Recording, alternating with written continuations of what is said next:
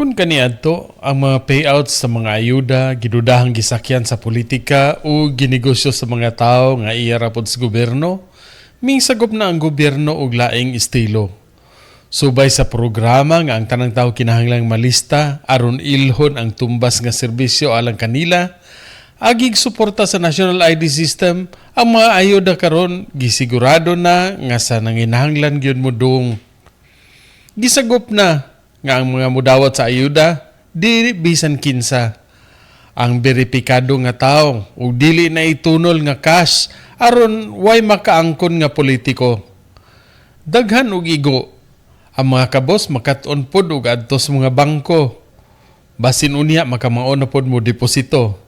Ang paghatag og ID sa bank account magpaabri ug magsiguro nga ang ayuda dili mosulod sa laing bulsa. Sa pagpalista sa data bank sa gobyerno, ang matag usa maihap na aron ang pahat sa serbisyo mabahin ng husto. Ayuda alang sa mga kabos para makatikang lang sa kapitos.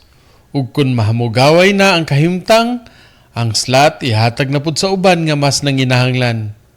Wala na'y masayang nga oras nga magpila. Wala na'y kulgot sa mga linya kung ang tanan beripikado ug may account na sa bangko.